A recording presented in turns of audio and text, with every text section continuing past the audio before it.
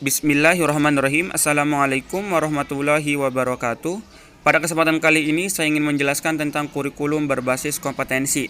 Baik, langsung saja ke pertama. Kita akan membahas tentang pengertian kompetensi.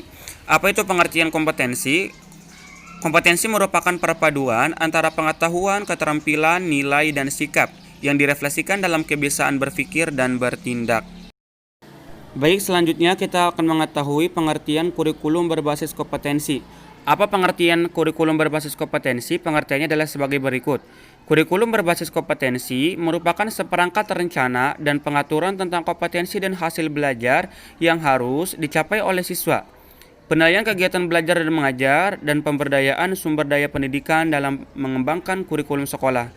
Pengertian ini diambil dari Depdiknas pada tahun 2002. Selanjutnya saya akan menyebutkan satu ahli pada bidangnya tentang penjelasan mengenai aspek ini. Pertama itu Gardon menjelaskan bahwa beberapa aspek yang terkandung dalam konsep kompetensi sebagai berikut. Yang pertama adalah pengetahuan, pemahaman, kemampuan, nilai, sikap, serta terakhir adalah minat siswa atau peserta didik. Selanjutnya karakteristik kurikulum berbasis kompetensi. Depdiknas tahun 2002 dalam mulyasa mengemukakan bahwa kurikulum berbasis kompetensi memiliki karakteristik sebagai berikut. Yang pertama, menekan pada pencapaian kompetensi peserta didik baik secara kelompok ataupun individu. Jadi di sini ditunjang dalam dua aspek, entah itu individualismenya ataupun kelompoknya. Yang kedua adalah berorientasi pada hasil belajar. Yang ketiga, sumber belajar bukan hanya guru, jadi apa yang mereka pelajari dan dapatkan dari cara mereka sendiri ataupun cara belajar yang lainnya seperti dari googling atau YouTube dan lain sebagainya. Dan yang terakhir adalah penilaian menekan pada proses pencapaian. Jadi penilaian di sini bukan hanya tentang hasilnya, tetapi juga penilaian menekan pada proses pencapaian. Bagaimana seorang peserta didik itu bersungguh-sungguh dalam menggeluti proses untuk mencapai tujuannya. Selanjutnya adalah pelaksanaan. Bagaimana pelaksanaan proses ini? Pertama adalah prinsip-prinsip yang harus dipegang dalam pelaksanaan kurikulum berbasis kompetensi antara lain. Yang pertama, berpusat pada peserta didik. Yang kedua, belajar dengan melakukan learning by doing.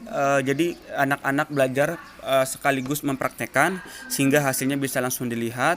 Dan yang ketiga adalah mengembangkan keterampilan memecahkan masalah sehingga anak itu mempunyai kemampuan untuk bisa menyelesaikan masalah tersendiri.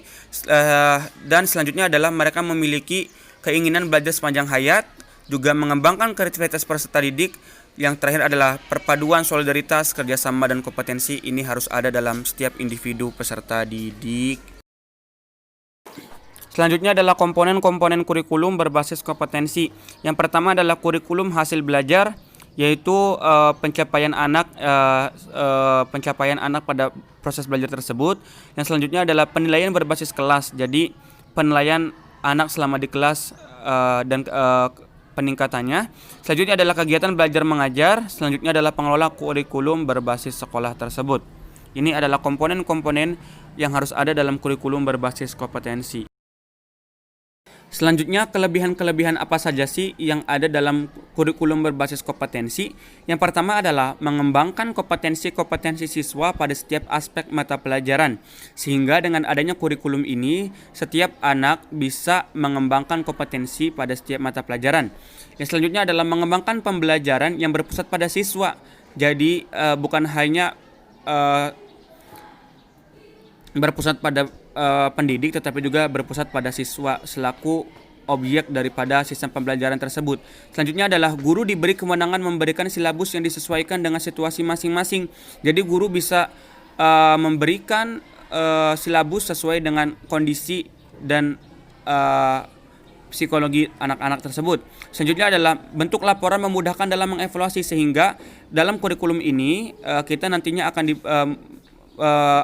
mendapatkan kemudahan ketika mengadakan evaluasi. Selanjutnya adalah penilaian memungkinkan siswa untuk mengeksplorasi kemampuannya secara optimal.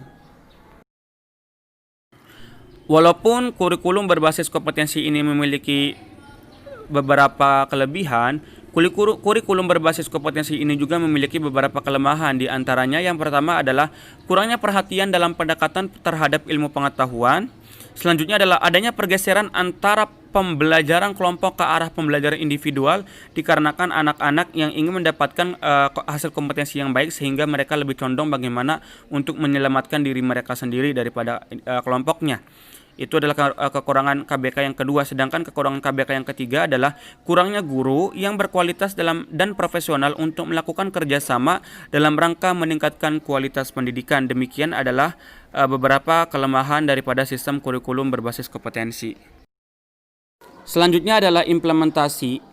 Yang pertama adalah sosok KBK atau kurikulum berbasis kompetensi di jenjang sekolah. Yang pertama adalah kurikulum berbasis kompetensi merupakan suatu desain kurikulum yang dikembangkan berdasarkan seperangkat kompetensi tertentu, mengacu pada pengertian tersebut dan juga untuk merespon terhadap peraturan perundang-undangan nomor 25 tahun 2000. Mungkin ini saja yang bisa saya presentasikan pada kali ini. Semoga ilmunya bisa bermanfaat. Mohon maaf bila ada kesalahan. Akhirul kalam. Wassalamualaikum warahmatullahi wabarakatuh.